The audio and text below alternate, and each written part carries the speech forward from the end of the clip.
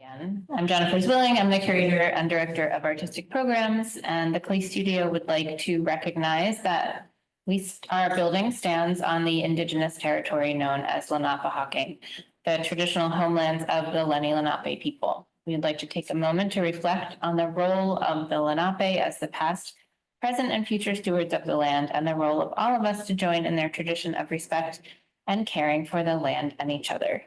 Now I'm going to make it so we can actually see Anne.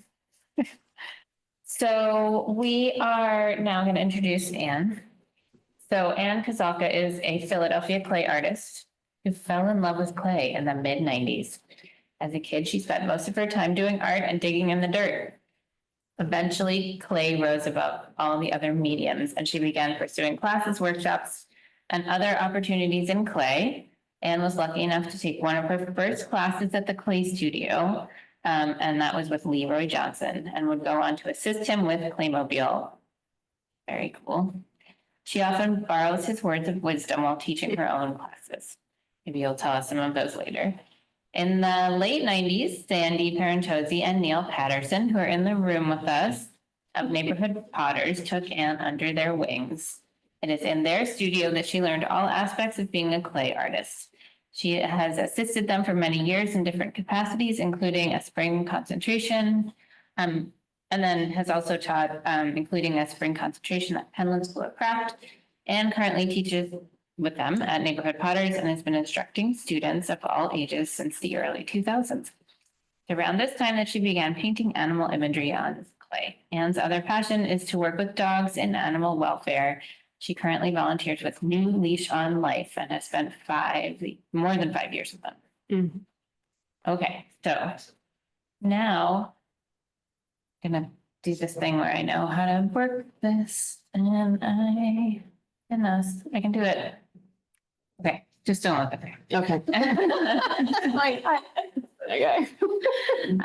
So the question that I ask all of the guests is, how and why did you make the brave decision to make your life in art? Well, okay, I had very supportive parents. I feel like I started doing art as a little kid. I was actually thinking about it yesterday. There's a picture of me from, I don't know how old I was. I was like 8 years old. In the winter, outside, drawing our schnauzer with chalk. Like, I was trying to think what was one of my earliest portraits. And I think that might be it. Oh, anyway, I did have a family that was very encouraging and always having me take different art classes, even when I was really young. I always loved spending time drawing, and when we'd go on family trips, I'd always have a bag with all my art materials and my scissors, and I'd have projects for myself. And then in elementary school, somebody came into our elementary school and wanted to start like a art program. And this is when I was in, my sister said she was in 5th grade, so I was in 3rd grade. He started this thing called like the art studio, and they tested the kids this is the bad part about it. They tested the kids to see if they had artistic ability. And if you did, you got into this thing. And I feel like I just spent the rest of my early childhood taking different art classes instead of I was probably not going to math class and not going to other classes. You must have got sometimes because you made it through. Yeah, right. There by the skin of my teeth, probably. So that was early. And then, I was just always taking different kinds of classes, and I don't know, I just decided to go to school for graphic design at University of the Arts because I felt like that was a logical decision to go into something where you could get a job. Mm-hmm. And then I ended up taking a semester in Rome with Tyler.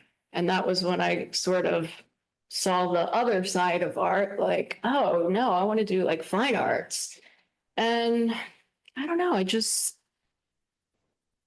that's what happened. Did that answer the question? Yeah, totally. Okay. Absolutely. So it sounds like you had, and the identity of an artist. You had sort of took on that mantle like pretty early on. Mhm. So did you, and it was that idea of, you still felt though that you had to figure out, at least at first, like a marketable art skill. Right. Were you, and then talk a little bit about when you were in Rome. I'd love to hear the stories of like when people kind of, the museums that you went to and like, what were those feelings that started to grow about sounds like you became more passionate about other kinds of art. Yeah, I think it was the first time I had maybe taken photography class before that, but it was the first time I ever took like etching. I didn't even know really what etching was at that point. And I don't, that this was like I graduated high school in 82, so that was in 86. I don't really remember like that. I just remember spending many hours, drawing on my etching stone, that kind of stuff. Being in a different country must have been quite an exciting experience. Exciting. And we did people would get together on the weekends. Somebody would say like, who wants to go to Austria this weekend? And people would just kind of jump on the trip. And so there was a lot of that going on, which was super exciting. Mm-hmm. And probably was my first experience with traveling outside of the United States. So yeah, that got me interested in we're traveling in the future and kind of stuff. Yeah, that's great. Okay, so, not everybody's muted. So.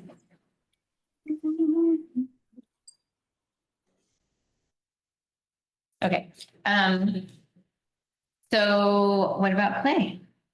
When did you find clay? Clay, I think I was at that studio thing in my elementary school. I did sculpture. I still have a sculpture I did.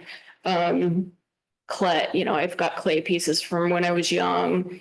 And then in high school, my best friend and I would take clay classes at Abington Art Center to make Christmas presents or whatever.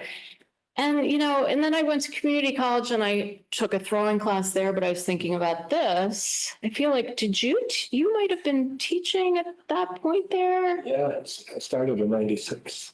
Okay, it might have been before that, but I think you knew who I had class with.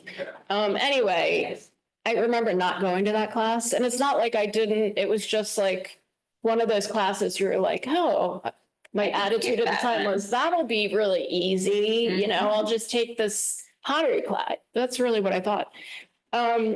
Somehow I was I liked clay, but I didn't totally love clay. But I kept coming back to it. And then I took a tile class with Neil at Fleischer. And I feel like that was at the same time I was thinking I was going to be an occupational therapist.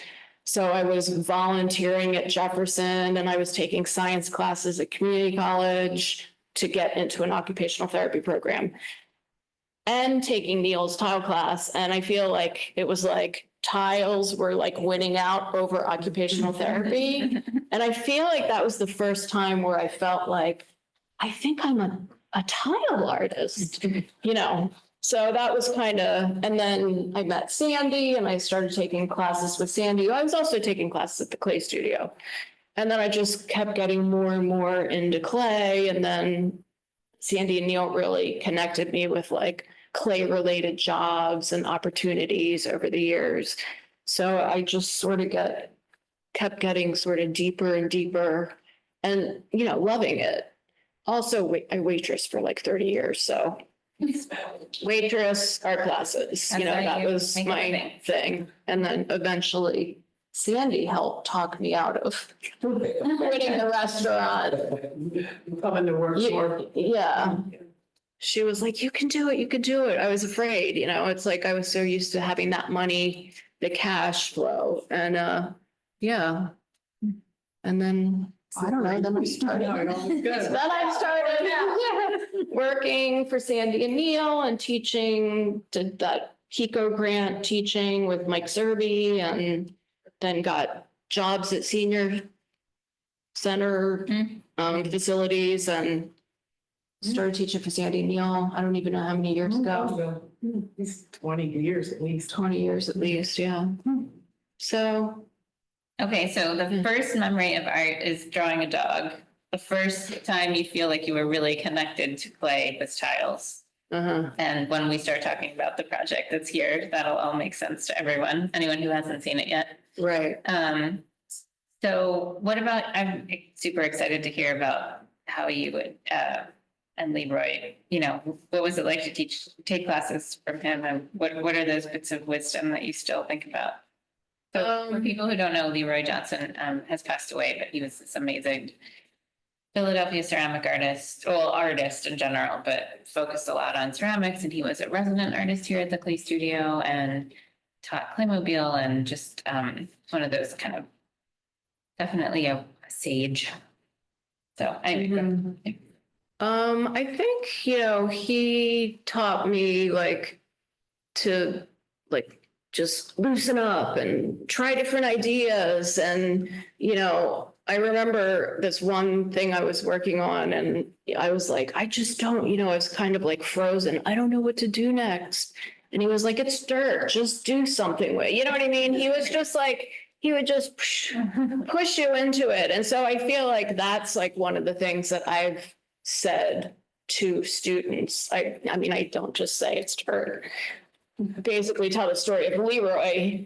And, just if you have ideas, just like go for it. It's not like this precious material, don't get stuck trying to figure out where to go. So yeah, that was, he was just so much fun and funny and motivating. And, he was always doing crazy stuff. I used to go upstairs at the resident floor and just sit and talk to him, and other, I was friends with some other people up there too. Matt Wild, I used to talk to him a lot. But yeah, he was just like super easygoing. And there was one point where, I mean, this was years later, but I would periodically talk to him, or we would meet for lunch or whatever. But I think his studio was like so jam-packed with so much stuff that he was like, I need like a cleaner space to work. And I was like, you could use I have a very small studio. I said, you could use my studio. I had him come over, gave him a key, blah, blah, blah. He brought some stuff. And then I must have cleaned it after that. And then he came once and he was like freaked out by how organized and clean it was. And he never used it. It was too clean. He just never came back. He was just like, no, I just can't even. I can't even. I did get to visit a studio a few times, and it was just and you would pick something up and it's like, well, is this like a piece of a magazine, or is it a fully formed work of art? Like you just couldn't tell which was everything that he touched was art, pretty much. Yeah. One of the other things that he did is I had like a specific plate that I made, and it was one of the early plates I made of my dog. And it was high fire, and a lot of the colors burned out. And so I wasn't like satisfied with it. And I must have had it hanging on the wall, but he came into my room and, I was like, yeah, this didn't really work out. And he was like, what do you mean? That's like the best piece in here. So I feel like that's also sort of taught me to, like find the positive in something that doesn't necessarily turn out how you thought it was going to turn out, which I also try to say that to students, like, especially when students are glazing and they're like, oh, I want it to turn out. It's like, you got to just like, let go of that and just sort of, try to enjoy what it is in the end. So yeah, I feel like he taught me a lot of like just valuable lessons that I've carried on into my own making of stuff, and then try to pass on to other people.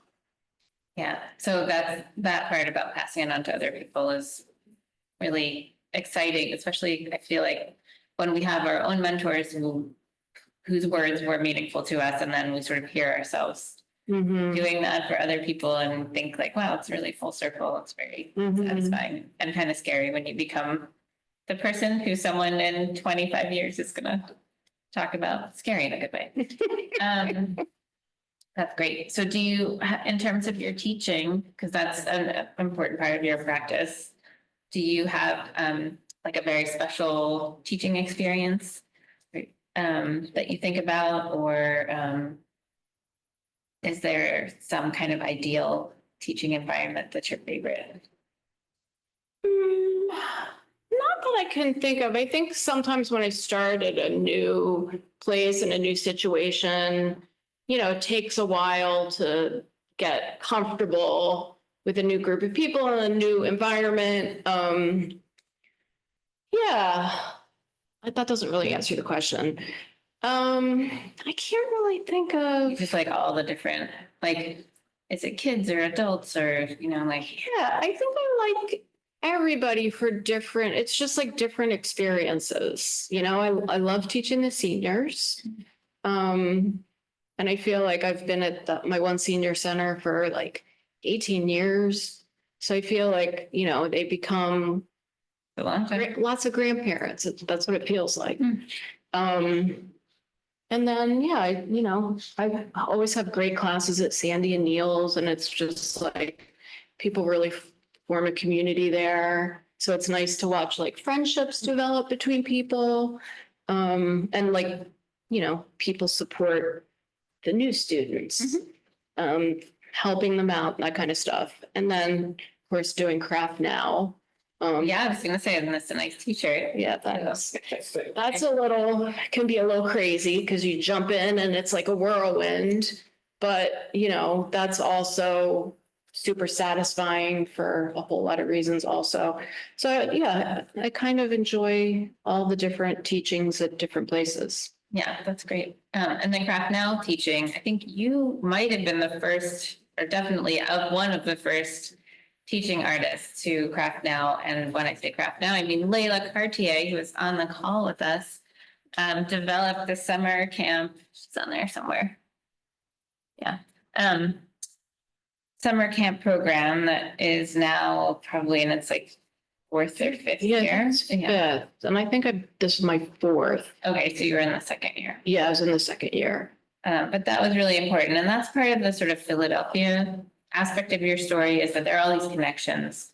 Here, our small art world where people know each other and support each other, and have different opportunities. Like Sandy and Neil were so supportive of you and of many people. But you must have, the senior center thing sounds like it's also very important to you. Did you develop that area of interest yourself? Did you go to the senior centers and say like, hey, I can teach classes for you? Well, there was a grant through PICO, and Mike Zerby, who Sandy and Neil are friends with, I think he was asking you for teachers, and they were like, oh, Anne. And, it was like, I never really taught in a senior place before, senior, whatever. And I just absolutely adored it. I was just like, oh my gosh, this is like the best. So I think I taught it a few different things, and then they had like an exhibit. And then the place at 41st and Poplar was just built, and Mike Zerby connected me with them. And I've taught at a number of other places, for like maybe a few years, and then the program ends for whatever reason. Probably usually like funding kind of stuff. But the one at 41st and Poplar is just like strong and keep going. So yeah, but I do really love it. I also love to watch people that have been taking class there for a period of time that come in not knowing how to do things, and then they're like calling themselves artists. It's just pretty awesome.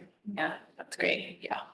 I ask a lot of these questions because I want to know about your journey, but also because when I talk to younger artists, often younger artists don't know, it's scary. You don't know what's going to happen. You don't know how you're going to make a living. I think it's really important for people to understand that you can make a living as an artist, and that there are all these different paths, and they're all, you end up having 5 jobs at a time or whatever, but it's being open to things, keeping your connection strong, being positive, and you've built this great life right? Making art, teaching people, and that's really special. So Yeah. keep working, everybody. Yeah. Yeah, I don't see going in any other direction, you know, well, except, dog Yeah, so that's stuff, but I'm not gonna do that for a living, so.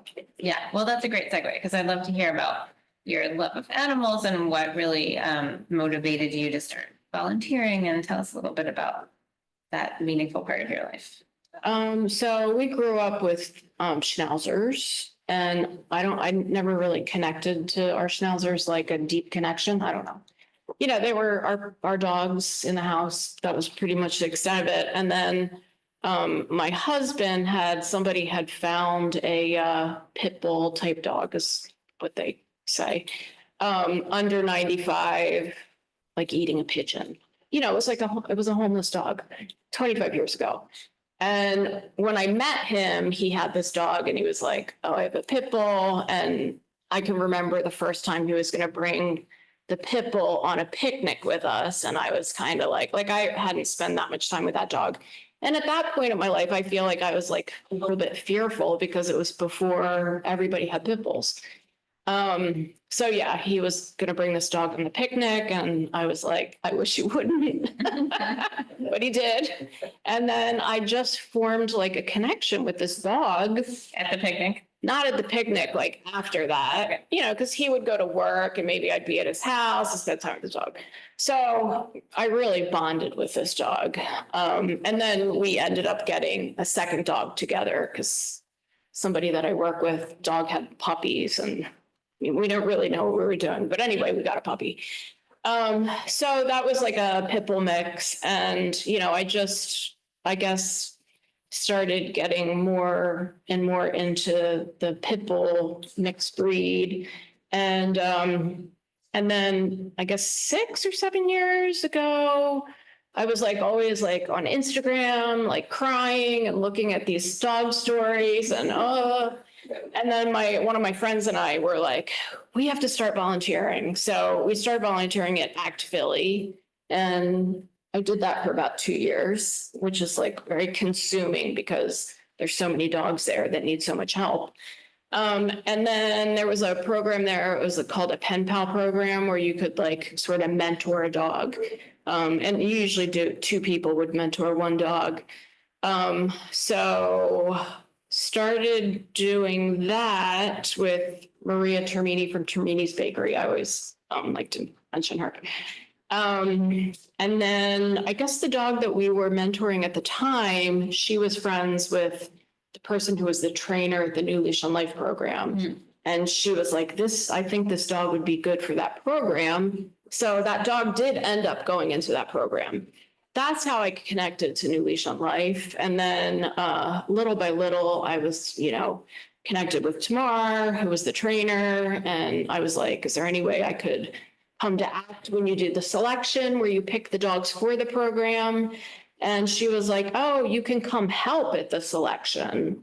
And so I did that. And I think I've done almost every selection since then. They have like 3 programs or 3 sessions a year. So yeah, I've, just gotten more and more involved with New Leash on Life and do adoption events and adoption meets. And I did work there for a period of time. I was filling in for someone that was on maternity leave. So I was like, took on a position there as like an adoption advocate. And now I work in the prison. Well, it's all volunteer, except for that little segment. Work with the trainer, the current trainer in the prison as like the assistant.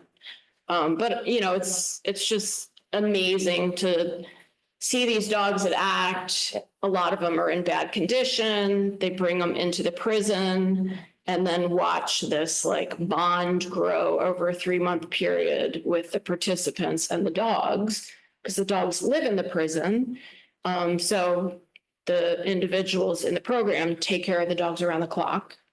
And, they have classes like dog training classes and medical classes and career readiness classes, resume writing classes. There's social workers that come in and work. There's classes where they talk about their pasts and their feelings and all that kind of stuff. And then when they actually get early paroled, the dogs get adopted. Then the individuals get paroled the next day. They have like a graduation. And then they do some sort of an internship. That there's a lot of different internships available that paid for 3 months. And then they also come to the office and, you know, they have like assistance with things that have to do with the lawyers and the, you know, everything. 360 program. Everything else. And there is also, it's, you know, it's like the DA's office, New Leash on Life, Philly Prison. There's a lot of different like levels and organizations that are all working together to also continue to support afterwards. So it's just, to me, it's just like a no-brainer program, you know. A no-brainer program that must have taken so much collaboration, cooperation between all these organizations that probably don't usually go. Right. So when, are the dogs that they take care of, they get to adopt that dog, or it's adopted to someone? Yeah. And then do they sometimes then, are they allowed to then adopt a dog later, or? They're kind of trying to figure out, like, the reasoning behind that is that there's so much that they have to deal with when they get out. To have to take care of an animal is just kind of a huge responsibility. So I think they're currently trying to figure out what's a sensible time frame, because in every class, you know, well, first of all, they do really bond with these. It's hard to then. It's very, I mean, graduation is like bittersweet, because to watch them separate from the dogs and the dogs separate from them, even if I go into the prison and take one of the dogs out for like an adoption meet or something, the dog is like, sometimes you can't get the dog out the door because that's where the dog lives. You know, the dog's kind of like, what are you doing? Yeah. And then when you bring them back, they just are like, you know, scrambling to get back to their group of people. So yeah, that part of it's like really difficult. Yeah. So I think they are trying to currently figure out like what would be a appropriate period of time for somebody who completes the program to come back and possibly adopt a dog through the program. Yeah. I realize that's not relevant to our conversation right now, but I'm curious. Yeah. So that's amazing. What a great program. And that brings us to the story that we're going to tell now with your artwork. So something that you thought would be great to tell through the medium of clay.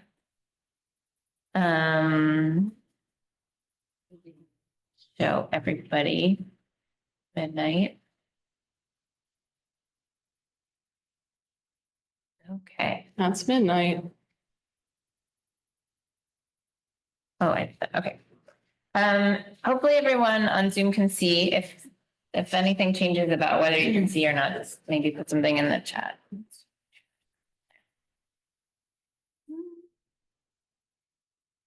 So cute. I think he was at a wedding. That's why he's wearing that. I mean, so Susan, his mom, you know, the whole group of us speak to each other, you know, talk and have like whatever, conversations. But anyway, she does periodically just, you know, she'll send me a picture. She's like, oh, this is midnight right now or whatever. And even when I was working on the project, if there was like a angle that I needed, I would just reach out to her and say, can you take pictures of his nose? I need more pictures of his nose, you know, whatever. Well, yeah, so let's talk a little bit about, I'm going to let people see a little sneak preview here of all the tiles, but do you want to tell us like what is Midnight Story? Why was he this special dog that you ended up creating this whole project? For those of you who don't know, there are almost 400 tiles, and they are the illustrations of a book that Anne and a friend wrote together about this dog, and we have on view for a few more days here at the Play Studio, a grouping of them. So yeah, tell us about the story of Midnight. So Midnight was a dog that was tied to a pole, which is actually more common than you think. Just abandoned title. Yeah, I mean, I think people don't want to just sometimes let a dog go, so they tie dogs to things. So they don't go out in the street. I kind of get that. Or I do get that. But anyway, he was tied to a pole and he was brought into ACT Philly, and he was adopted. I don't know, maybe I remember seeing him. And sometimes you see like certain dogs that you're whatever, for whatever reason, you're like, oh, I'm kind of drawn to that dog for whatever reason.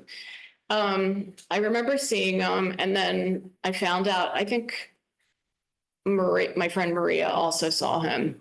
And then he was adopted, and we were like, oh, that dog got adopted. The original name wasn't Midnight. They had another name for him.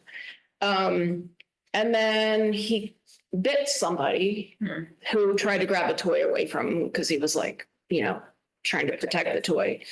And he came back in, and then, if a dog bites somebody, then they go on like a 10-day bite hold. So a bite hold at ACT, they just are basically in their enclosure for 10 days. Nobody's allowed to take the dog out. And sometimes that does really push a dog like mentally sort of over the edge. Anyway, we were both aware of that. And then we decided, hey, let's mentor this dog together once he's off the bite hold. And also, there's a much better chance a dog like that's going to be euthanized like quicker than another dog because it has a bite on its record. So we started working with Tamar, who was the trainer at New Leash on Life, because we were trying to figure out like how are we going to deal with this thing that he has, this problem that he has. So we worked really for 6 months with this dog. Like one of us was there every day for 6 months. Oh my gosh. Because we were like going through like a training thing with him. And then Susan Russell was the head of ACT at that point. And then Mike Ruiz, who's in the book, who's a fashion photographer, was working with this organization in California to take pictures and highlight dogs like around the country. And he was coming to ACT to photograph. And so I was actually there that morning. I think I was there because we were about to do a New Leash on Life selection. And so he ended up photographing Midnight, was one of the 4 dogs he photographed. And then he blew up a picture of Midnight that they had at an event in New York, like a big event where, people are bidding on artworks and all kinds of stuff with Stand Up for Pets, the California organization. And then somebody in the audience, Susan, who's his mother, not the Susan that wrote the book, said to her partner, I think this is my dog. And he said, her partner said, go talk to this Mike Ruiz guy. So she went and spoke to him. He connected her with us. Then she came to Philly. It was like a rainy afternoon. I was probably in the car with Midnight and her for like 4 hours. 4 hours? Spending time, because it's like she was coming far to meet this dog. Oh, but it was raining, so you had to And it was stay. raining. Okay. And she was deciding like, is this a dog that I think I want to adopt? So it was just, we just talked and took pictures and very slow. Midnight took a nap.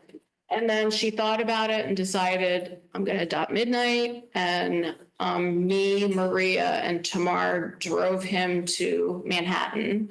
And that was his story. But the book is about all the crazy stuff that happened in the shelter and other animals that he met and so on and so forth. But that's the basic story. Some magical realism. Right. Yeah. Like, Right. History. It's the magical realism. so, how did the idea to make the book evolve? I guess we had talked about just from the beginning, we were like, this story is so crazy, just how many things have to fall in place for this one dog to get to a home. Not to say that's every dog's story, But for this dog, lots of little bits and a lot of people were helping with this dog, this particular dog. So we, right from the beginning, I've always kind of wanted to do a children's book since I was young. And so, yeah, Susan was like, oh, we should do a book. And, we casually talked about it. And then I feel like one day she was like, no, we should really do a book. She has like a small publishing company and does do children's books about like rescue and dogs, that kind of stuff. So originally we thought a children's book, but then we kind of felt like if we wanted to be honest about the content, that was not really going to be an appropriate thing. Mm-hmm. So then we decided on a graphic novel. And then, sorry. I'm sorry. So she basically wrote the book. We didn't know what we were doing though. So she was kind of like tweaking things as we were going. So sometimes I'd have to do like lots of extra time. That's why I ended up doing like 400 tiles. Because there was changes throughout. We kind of just both jumped into it and didn't know exactly how big the project was going to get. Yeah. Well, that's sometimes the only reason things happen. You don't really know what you're gonna get. Yeah, right. And I mean, you didn't do it in like the easiest way possible, which might have been just to draw these pictures. Right. Instead, you thought that each one needed its own tile. Yeah. I mean, people asked me that in the beginning, but I was just like, because I don't really know. I know how to do tiles, because I've been doing like animal portraits for a while for like commissions and donations and stuff. So yeah, I just felt like I think it would have been almost harder for me to like try to do it on paper because I just feel like it's not my thing. I'd have to sort of learn how do you get these looks by doing things on paper. Yeah. So for the people who are interested in the technical aspects, do you want to talk about how you make the tiles? Yeah, with the tiles, I just rolled out the thin pieces of low fire red clay. And then instead of like using slip, I would use underglaze painted on the surface. Sort of let them slowly harden between drywall, cover them, get them to the right place before I would draw on the image and then scratch it in and then go back and paint it, let it dry, fire it, glaze it, and then fire it again. So even, one tile had to go through a lot to get. Just like midnight. You have such a great watercolor quality to the way you use the underglaze. Like that. Yeah, I mean, I really enjoy it. I could make a lot of tiles for a long time. I just really enjoy it. And I don't get too, like when I'm painting, I sort of just grab at colors. You know what I mean? I'm not like, oh, this should be a yellow car. I'm just like, oh, what do I have on the palette there? Let me use that yellow to add some brightness. So, yeah, I like to just kind of dive in. Once I get the image on, it's just like another fun thing to paint it to me. Great. So this is some of that magical realism. There's Midnight doing yoga. That's Mr. Meditating, who lives in Georgia. Okay. And, he just got a cat at his house. He was not very fond of cats when he was at ACT. But anyway, he was a real dog in the story.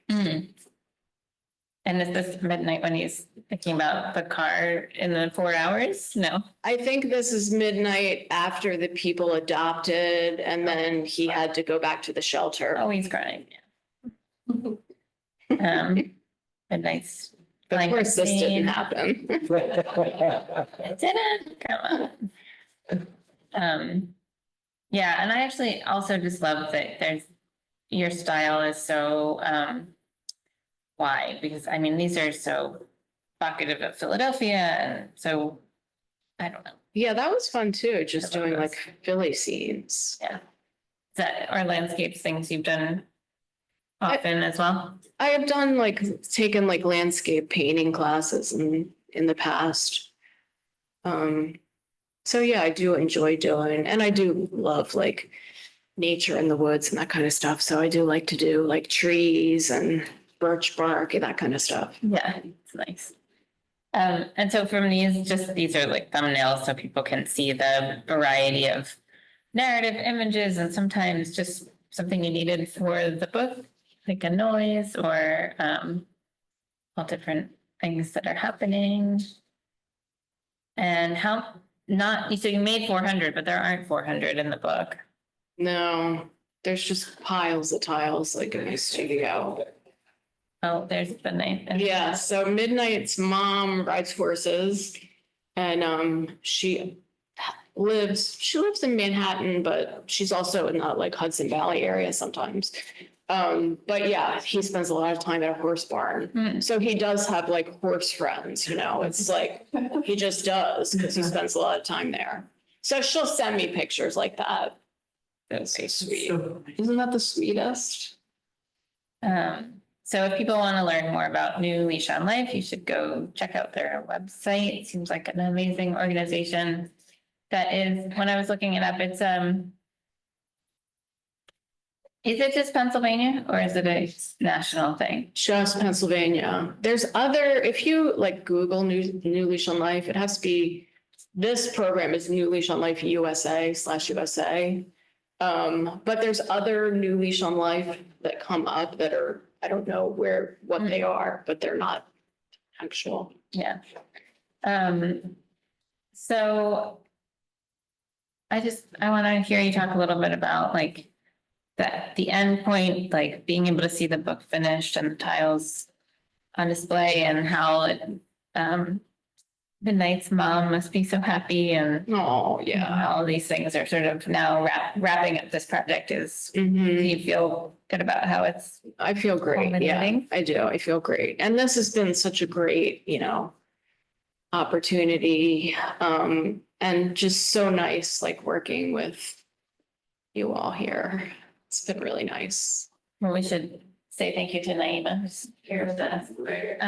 I love, Separating. yeah, I just love the way it looks. I just love it. I just, that day I walked in, I was just like, oh my gosh, I just love this so much. And, I have gotten so much great feedback and everyone loves the way it looks. And yeah, it's just, even the filing system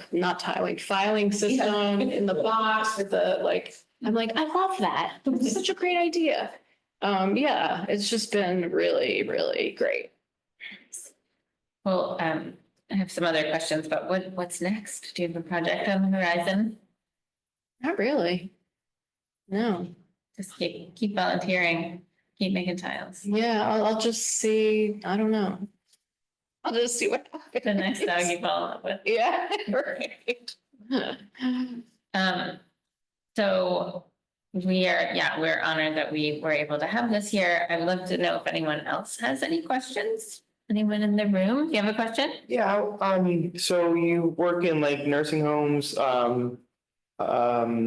in prisons as well as shelters, and these are all three places where I would say most people would struggle to want to go to. So what keeps you from how do you keep above these places feeling Being overwhelmed by the sadness of it? Yeah. Yeah. That's a great question. Well, I feel when I started volunteering at ACT, I remember going through almost really depressed for a period of time. It was so hard there. And even now when I go to help with selections, it's sometimes new volunteers, they're oh my God, I can't even, because all the dogs are barking and right. It's worse than just hearing them bark, Yeah. Sometimes it's they're screaming. It's just, Right. and I always say to new people, just keep your blinders on, we're here to do something specific. Not to say people shouldn't come in and, see everything in there. Right. But when we're doing that, and I think also because now I'm doing stuff with New Leash on Life, it's it's such a full circle of healthy results. Oh. It's not like when you're at ACT and you're like, come home and you're like, oh my God, this dog is going to be euthanized if it doesn't get out of here today, which is like a hard information to like live with. Sure. So I think one of the things I've done is I've sort of shifted how I get involved, which is not like, I don't feel like I could be one of these daily volunteers at ACT. Also, when you go in and do stuff in there, it's like you think, oh, I'll just stay for 3 hours and walk dogs. Then you stay for 8 hours because there's like a clipping system that say this dog hasn't been out of its enclosure for 5 days. Right. It's like a crisis, right? And right now it's like a crisis, it's like some days 30 dogs come in. Anyway, and then the senior, they're like senior day facilities, so it's not like. Right, yeah, Yeah, I mean, that's just pretty pleasurable yeah. all the way around. And then, yeah, the prison work, I love it. I just love it. I try to, look at the positive thing that's happened. And sometimes, there's things that you hear or maybe talk to the individuals about certain things that are upsetting, but again, it's like I sort of see the whole picture of like how this helps people, how it helps dogs, and yeah. I think that answered it. Yeah, that's a great question and a great answer. I don't think we have any questions on Zoom. Does anyone else have a question? Is there something that you want to leave everyone with, like something that you hope people take away from the book and the project? I guess just to, have a better understanding of like what the shelter system's like, because I feel like a lot of people protect themselves from looking at that, which I understand. But, I think also people that like easily give up an animal. I know there's a million reasons why people, especially nowadays, like people can't afford animals. But I don't think people really know, they're like, oh, I'll let my dog go and somebody will adopt it out of the shelter, which is just not the case. So I think it's just for people to have a better understanding of what's happening in like animal shelters. Could I ask, do you see this prison thing is absolutely marvelous, and I really love that it follows through after people leave prison, because have read about this, and people weren't able to get jobs in the field of care for animals after this fantastic relationship they've had with an animal and what they've done. So this sounds very positive. Mm-hmm. Do you get the chance to talk in the community a little bit about this? It's a fantastic story for people. I don't.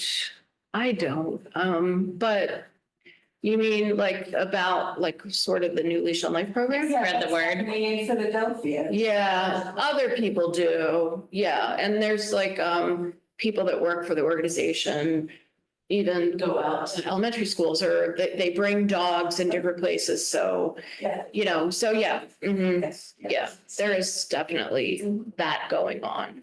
And the organization's growing also. So, yeah. Mhm. Great.